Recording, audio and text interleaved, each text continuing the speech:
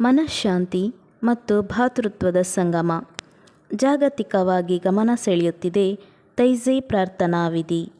ಇಂದಿನ ಒತ್ತಡ ಜೀವನದಲ್ಲಿ ಮನಸ್ಸಿನ ನೆಮ್ಮದಿ ಹಾಗೂ ಆಧ್ಯಾತ್ಮಿಕ ನೆಲೆಗಟ್ಟನ್ನು ಹುಡುಕುತ್ತಿರುವವರಿಗೆ ತೈಝೈ ಪ್ರಾರ್ಥನೆಯು ಹೊಸ ಭರವಸೆಯಾಗಿ ಮೂಡಿಬರುತ್ತಿದೆ. 1940ರಲ್ಲಿ ಫ್ರಾನ್ಸ್ ದೇಶದ ತೈಝೈ ಎಂಬ ಪುಟ್ಟ ಗ್ರಾಮದಲ್ಲಿ ಬ್ರದರ್ ರೋಜರ್ ಅವರಿಂದ ಆರಂಭವಾದ ಈ ವಿಶೇಷ ಪ್ರಾರ್ಥನಾ ವಿಧಿಯು ಇಂದು ವಿಶ್ವದಾದ್ಯಂತ ಜನಪ್ರಿಯತೆ ಗಳಿಸಿದೆ.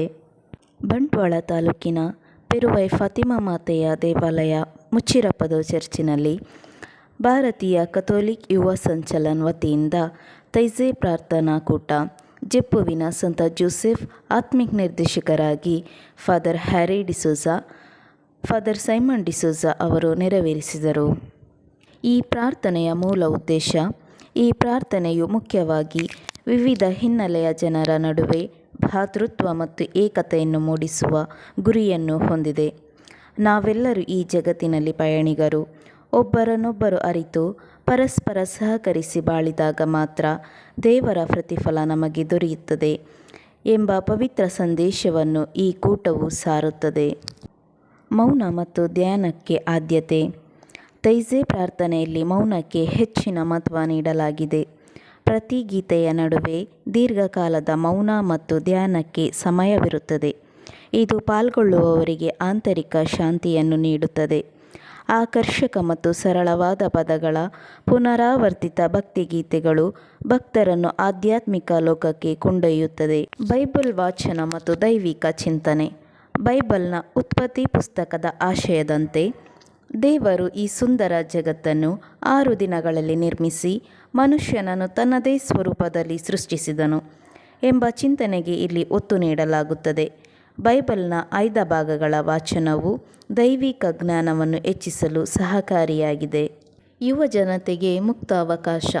ವಿಶೇಷವಾಗಿ ಯುವಜನತೆ ಹೆಚ್ಚಿನ ಸಂಖ್ಯೆಯಲ್ಲಿ ಪಾಲ್ಗೊಳ್ಳುವ ಈ ಕೂಟವು ಜಾತಿ ಮತದ ಭೇದವಿಲ್ಲದೆ ಎಲ್ಲರಿಗೂ ಮುಕ್ತವಾಗಿದೆ.